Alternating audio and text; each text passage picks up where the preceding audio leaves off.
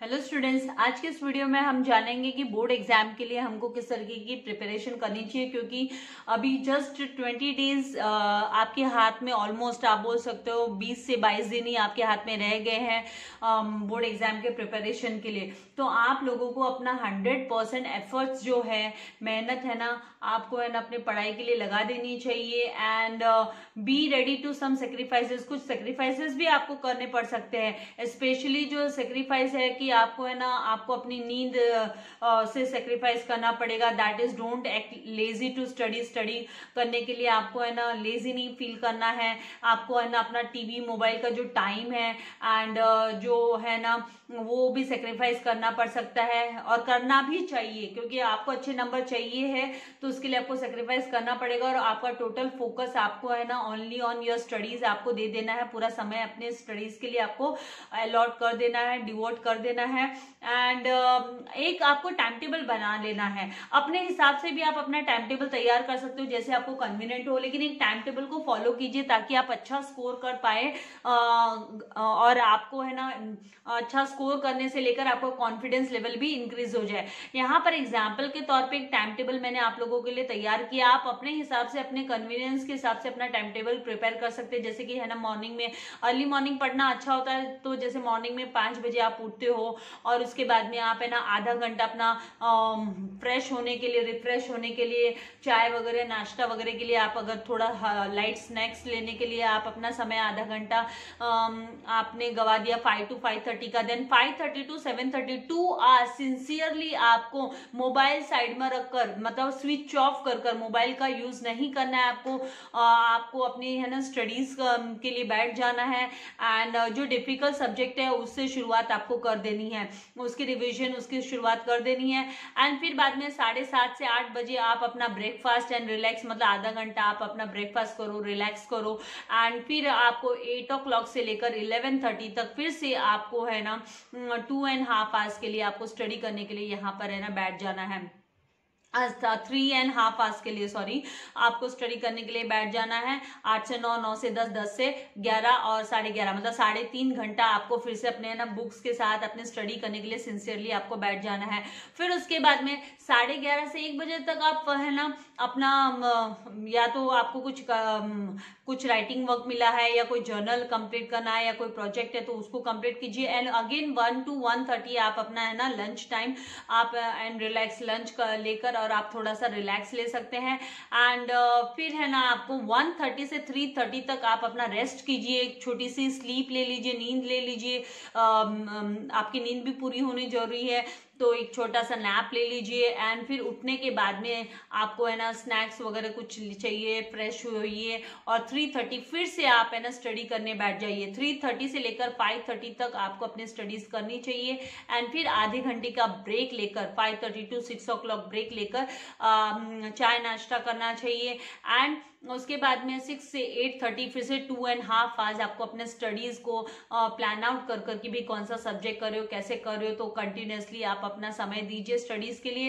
And उसके बाद में 8:30 to 10 o'clock आप अपना डिनर, टीवी देखिए या मोबाइल टाइम जो भी है आपको, तो अपना जो आपको इंटरेस्ट लगता है, जो चीजें आपको रिफ्रेश करती है वो अपने एक्टिविटीज आप कीजिए। एंड फिर 10 बजे आप सोने के लिए चले जाइए, क्योंकि अगले दिन मॉर्निंग में 5 बजे फिर से आपको उठना है, तो ज्यादा लेट समय तक उठना, जगह नहीं रहना है आपको।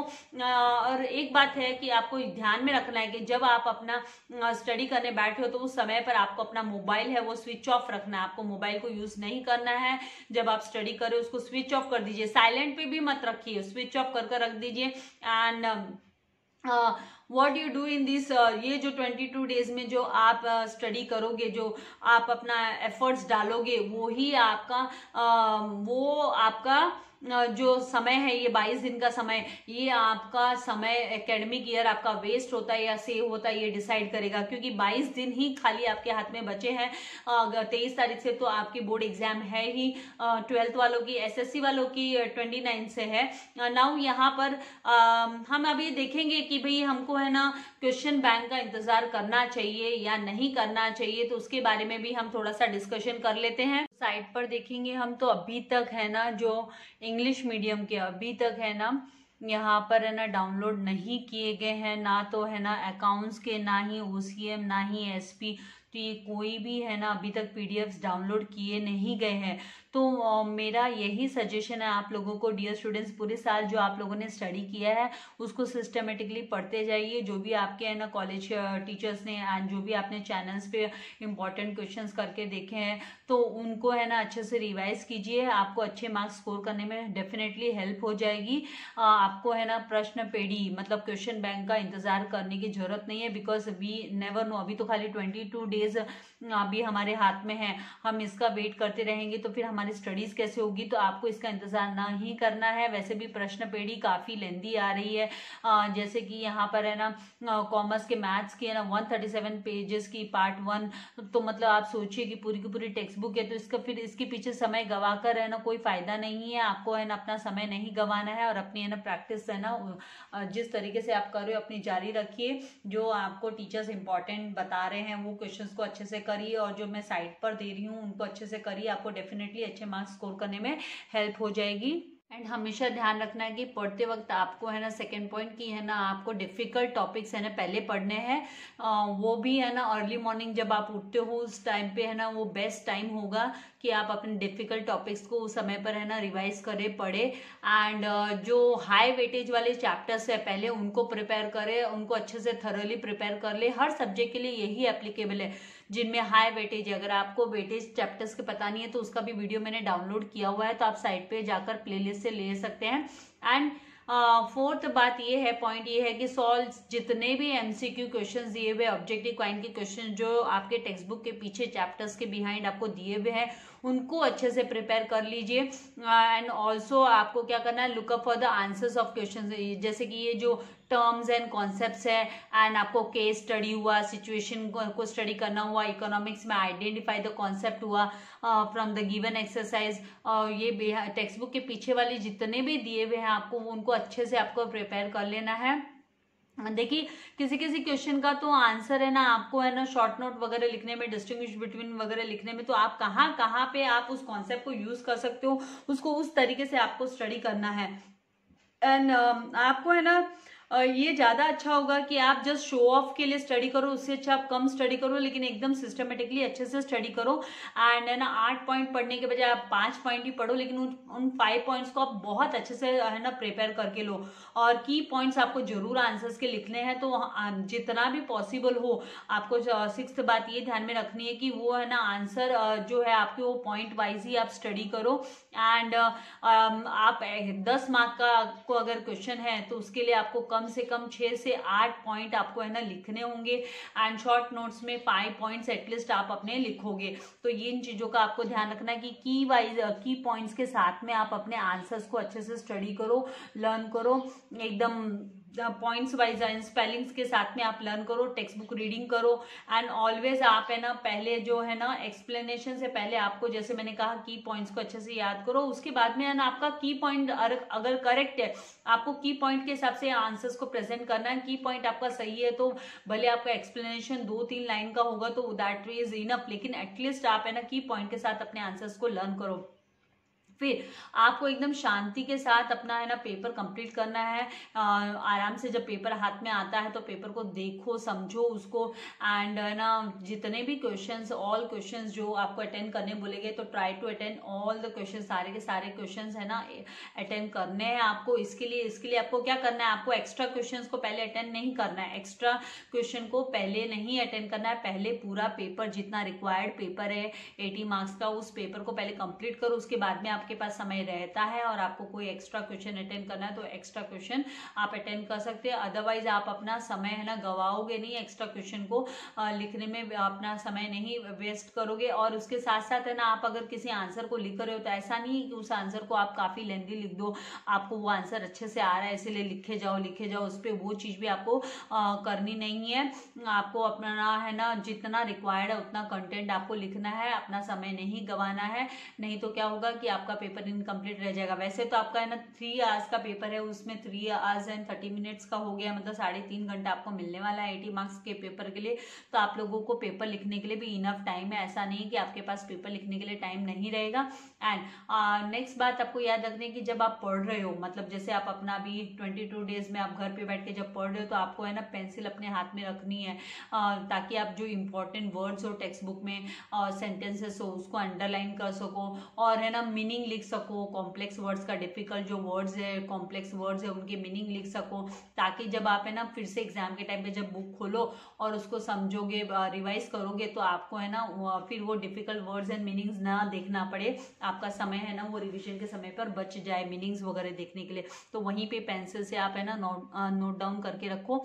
And replace difficult words. हाँ, डिफिकल्ट वर्ड जैसे मैं ऑलरेडी बोल चुकी हूँ, उनको टेक्स्ट बुक में आप है ना सिंपल एंड इजी वन के साथ रिप्लेस करो। इससे आपकी जो लर्निंग है वो भी इजी हो जाएगी, आसान हो जाएगी। क्योंकि अगर आपको कॉन्सेप्ट ही नहीं समझ में आएगा तो आप लिखोगे क्या? अगर आपको मीनिंग ही नहीं समझ में आएगा तो आप अपने शब्दों में भी अगर आप है ना सेंटेंसेस को फ्रेम कर रहे हो तो कैसे फ्रेम कर पाओगे? तो ये चीजें आपको बहुत अच्छे से ध्यान में रखनी है। एंड ना क्वेश्चन जब क्वेश्चन पेपर आपके हाथ में आता है, जब आप पर्टिकुलर क्वेश्चन को रीड करो तो उस क्वेश्चन को एकदम केयरफुली ध्यान से आपको रीड करना है आंसर लिखने के पहले, क्योंकि क्वेश्चन पहले आपको समझ में आना चाहिए, तभी तो उसका सही तरीके से उत्तर हम लिख सकेंगे, राइट? अदरवाइज टाइम वेस्ट हो जाएगा हमारा। इसीलिए क्वेश्चन को पहले ध्यान से लिखो और पढ़ो, समझो और फिर ही उसका आंसर लिखना स्टार्ट करो। एंड जो पेपर है आप लिखोगे तो उसको भी आप सिक्वेंस में, ऑर्डर में, सिस्टमेटिकली लिखो। जैसे क्वेश्चन नंबर ए से आपने स्टार्ट किया, क्वेश्चन नंबर 1 से स्टार्ट किया, तो क्वेश्चन नंबर 1 का ABC जितना भी जो सब क्वेश्चन है उसको भी आप साथ में ही कंप्लीट करो। अगर आप क्वेश्चन नंबर 2 से स्टार्ट करो तो क्वेश्चन नंबर 2 का ABC जो भी आपका सब क्वेश्चन है उसको पहले आप कंप्लीट करो। तो आप इस तरीके से कर सकते हो, ऐसा नहीं है कि आप नहीं कर सकते, लेकिन उसके जो सब क्वेश्चन है वो पूरे आपको कंप्लीट करने हैं। एंड नए क्वेश्चन को आपको नए पेज से स्टार्ट करना है। मतलब जब आपका क्वेश्चन नंबर 1 से आप जब क्वेश्चन नंबर 2 पे जा रहे हो, भले कितनी भी स्पेस बच जाए, आप क्वेश्चन नंबर 2 को नए पेज से ही स्टार्ट करोगे। हाँ, उनके सब क्वेश्चंस को आप है ना ये चाहिए तो मैं आपको आंसर शीट में भी आपको मैं फिर से इनको दिखा दूंगी अगर आपकी रिक्वायरमेंट आई तो, कि कैसे आपको स्टार्ट करना है। एंड 13th पॉइंट क्या है कि आपको जो डिस्टिंग्विश बिटवीन आप लिखते हो, जैसे आपको एसपी में, ओसी में, इकोनॉमिक्स में आपको डिस्टिंग्विश बिटवीन लिखने होंगे बेसिकली। तो यहाँ पर आपको पॉइंट्स, जो सिमिलरिटी वाले पॉइंट्स है वो आपको नहीं लिखने। ऑन बोथ द साइड्स आप सिमिलर पॉइंट लिखोगे नहीं चलेगा, आपको सिमिलर पॉइंट्स नहीं लिखने हैं। तो आपको है ना पॉइंट ऑफ डिफरेंस, जो डिफरेंस पॉइंट है वो ही आपको लिखने हैं। तो ये चीज भी आपको ध्यान में रखने वाली चीज है, क्योंकि क्या होता है कि उसके लिए अगर आपने सिमिलर पॉइंट, आपका दोनों भी साइड आपने सिमिलर पॉइंट लिख दिया तो उसके लिए आपको फिर रॉन्ग मिल जाने वाला है। इसीलिए आपको ये बात का भी ध्यान रखना है कि भाई आप है ना सिमिलर पॉइंट ना लिखो।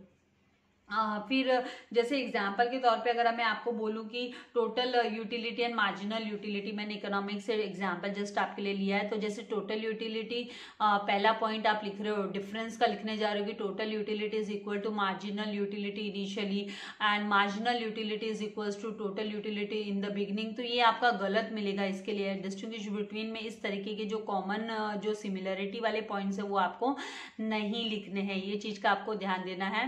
Then do not spend the whole night, पूरी रात बैठकर आपको पढ़ना नहीं है। एंड स्पेसिफिकली जब आपकी एग्जाम डे है उस दिन तो स्पेसिफिकली आपको पूरी रात एक साथ बैठकर पढ़ना नहीं है। आपकी नींद भी पूरी होनी बहुत जरूरी है, बिकॉज अच्छी नींद मिलने से sound sleep is important for the mind to work well and remember well. याद रखने के लिए चीज़ों को और चीज़ों को समझने के लिए साउंड स्लीप बहुत इंपॉर्टेंट होती है। इसीलिए आपको है ना रात भर है ना जगना नहीं है, रात पूरी काली नहीं करनी है। एग्जाम वाले दिन स्पेसिफिकली आपको ऐसा नहीं करना है। एंड याद रखिए कि जो ओनली अ लिटिल बिट, जो आपका थोड़ा सा हार्डवर्क है वो आपसे एक्सपेक्टेड है अभी। Only little hard work is expected from you and you will do it. और मुझे पूरा भरोसा है कि आप वो जरूर से करोगे।